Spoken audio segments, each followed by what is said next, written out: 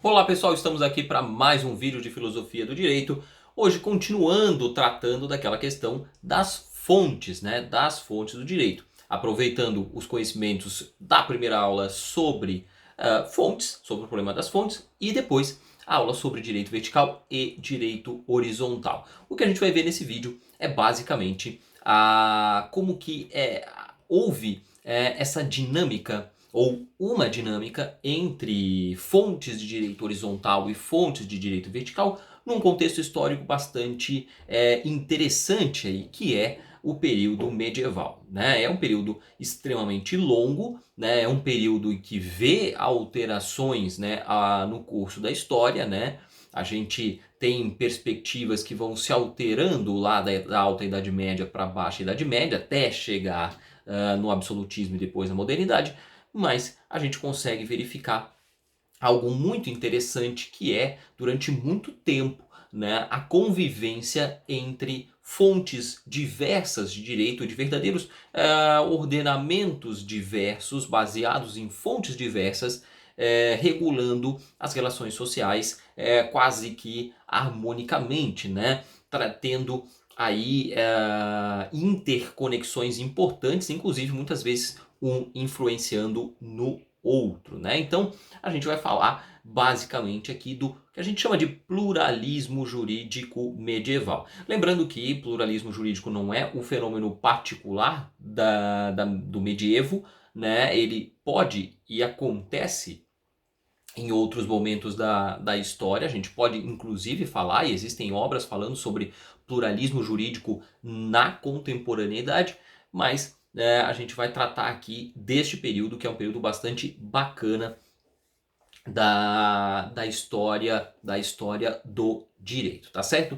Então, basicamente, a gente pode falar aí da convivência, né, entre o direito do reino, ou o direito do rei, né, o direito que se estabelecia em uma certa unidade de poder, né? A gente pode falar do direito canônico, que estava ali para regular questões religiosas, e aí a gente não está falando só de administração das estruturas religiosas, né, da igreja. A gente está falando inclusive de comportamento, tá? Então, a questões religiosas são questões comportamentais, inclusive hoje, mas havia uma influência muito maior da religião sobre a vida das pessoas, sobre a vida das pessoas, né? E a gente tem diversos direitos comunitários, direitos de grupos, direitos de classes, não vou falar de classes para não, né, mas é, de grupos de determinadas atividades, né? Comerciantes, por exemplo, né? Então a gente tem a convivência de uma multiplicidade de ordenamentos que muitas das vezes são verticais e outras das vezes são horizontais, né? A gente tem a criação de um direito que é muito formado a partir de diretrizes do direito romano, né? O direito romano ele tem aí uma pós-existência no medievo bastante importante, né? Mas ele vai sendo transformado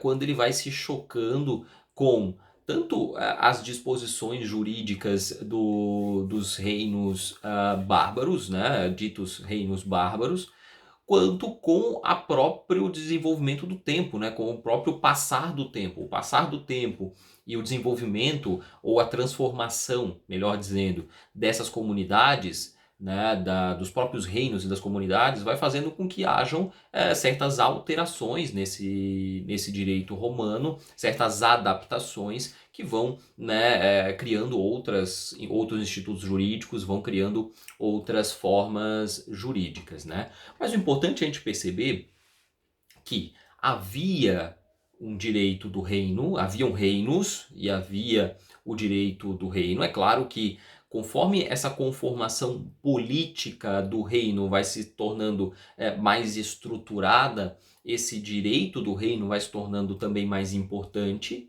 né?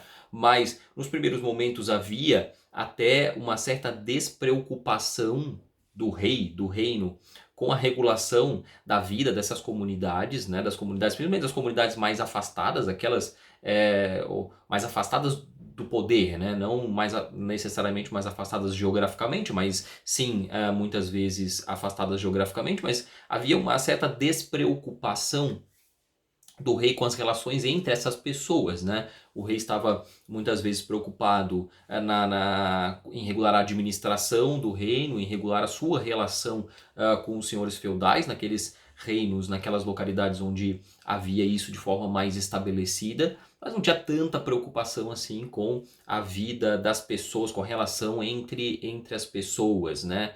A gente não tem aqui uma ideia formada de Estado, onde o Estado está ali para regulamentar toda a vida da pessoa, todas as relações comerciais, todas as trocas sociais, comerciais, políticas, internas, etc. Né? Então a gente tem uma realidade que é muito mais frouxa, né? Uma realidade política que é muito mais frouxa entre esse cidadão mais comum e o rei. Né? E até por conta disso há espaço para surgimento de outros direitos, né? Direitos que surgem aí no seio da sociedade. Né? Se certos vácuos legislativos, né, desse direito do rei permite que esses direitos vão emergindo e permite que haja uma troca maior entre comunidades distintas, às vezes pertencentes até a povos distintos, né? Há um espaço para que trocas maiores sejam feitas, né? Então há o desenvolvimento de direitos nesse espaço que o direito do reino não cobre, né? Que vai cobrindo aos poucos, né? Conforme os reinos vão se solidificando, conforme isso há a formação do Estado, a coisa vai mudando um pouco de figura, mas há um desenvolvimento bastante importante de direitos na base da sociedade durante muito tempo, né? Durante muito tempo mesmo. Então, há essa convivência entre esse direito que é um direito mais horizontal e esse direito mais vertical que é o direito do reino, assim como o próprio direito canônico, que também é um direito, em grande parte, um direito vertical, né? É um direito que encontra em autoridades, na autoridade da igreja, o seu refúgio, né? A sua fonte. Então, também a forma de regular as vidas da pessoa mediante o direito canônico é em grande parte vertical, né? É em grande parte vertical. E essa convivência entre essas formas jurídicas, né? Uma que não anula a outra, torna esse direito mais fluido, mais dinâmico, um direito que se adapta mais a contextos, né? Então, mesmo dentro de um mesmo reino, em contextos diferentes, a dinâmica entre um direito comunitário, o direito do reino, o direito canônico vai ser diferente. Né? Há comunidades onde há uma maior permissividade para o direito canônico, né? E aí o direito canônico vai ocupar mais espaço, outras comunidades onde essa permissividade é um pouco mais restrita, né? O próprio alcance da igreja é mais restrito, e isso vai fazer com que hajam dinâmicas diversas, né?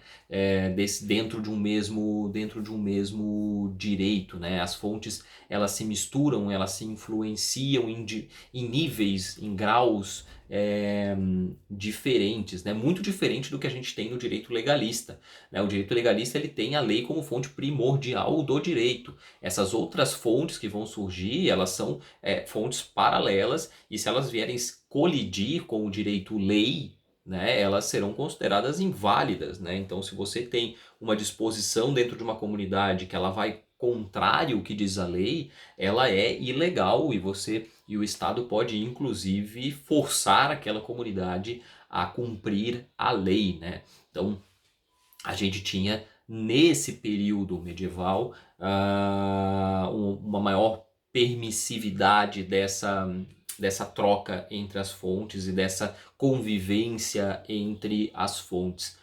Outra coisa que é bastante interessante desse mesmo período também é uma convivência entre direito novo e direito antigo, tá? Que também diz respeito ao pluralismo jurídico, né? A possibilidade de você, ao mesmo tempo, no mesmo contexto, estar convivendo com o direito antigo, regulando algumas situações, e com o direito novo, regulando outras situações, ainda que sejam situações muito parecidas, né?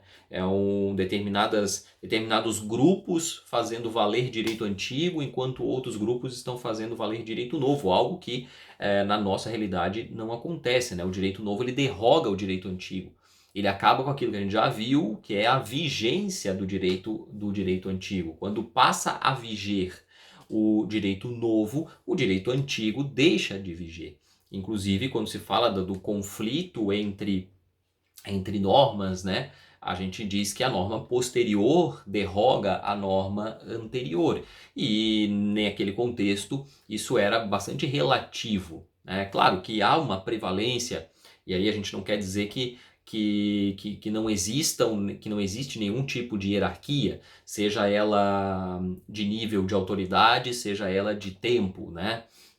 Existe, de fato, há uma prevalência, né? Uma prevalência, né? Do direito vertical, né? Há uma prevalência do direito novo. Agora, a gente está falando de prevalência, a gente não está falando de derrogações, né? Não está falando que a existência do direito do reino anula a existência do direito comunitário, né? O direito da comunidade, esse direito mais horizontal, diferente do que acontece hoje, né? Hoje, né, volto a dizer, dentro da nossa perspectiva legalista, de uma ideia de segurança jurídica, que, né, talvez seja um mito da modernidade, como o professor Paulo Gross coloca, o direito lei, esse direito vertical da autoridade, ele derroga os demais direitos, né? Ele anula os demais direitos, né? Que não tem força de direito, algo que surge dentro da comunidade pretensamente jurídica, né? Então é essa a grande diferença, né? A possibilidade de convivência com a impossibilidade de convivência, que é uma característica bem marcante do período da modernidade, né? Período que vem superar aí que vem superar não, que vem substituir, por assim dizer, esse grande espaço de tempo que a gente chama de Idade Média. Tá certo, pessoal? Então, a ideia aqui de refletir sobre esse pluralismo jurídico da Idade Média é para que a gente possa entender e perceber que isso já aconteceu, isso já aconteceu de forma bastante intensa, bastante frutífera, inclusive, muita coisa do direito surge nessa época, né? Vários desenvolvimentos que a gente pode pegar, por exemplo, na Seguridade Social, né? Que é outra disciplina que vocês têm nesse canal, são decorrentes de construções jurídicas desse período, né? Muito embora a gente possa fazer críticas, né? Mas são construções jurídicas que vão surgir desse período, que é de fato um período frutífero, né? Não é algo a ser esquecido, né? É importante que a gente veja que existiu, que foi importante, que foi frutífero e que é algo diferente, completamente diferente daquilo que a gente tem hoje, né? Para que a gente possa entender, olhando para o passado, que aquilo que a gente tem hoje não é a única solução, a única opção, o único contexto possível. Tá certo, pessoal? Me despeço por aqui então. Peço mais uma vez que vocês se inscrevam no canal para receberem as notificações de quando os vídeos estão sendo postados e deixem um like também para ajudar o canal a crescer e se desenvolver. Tá certo, pessoal? Até a próxima. Grande abraço. Até lá.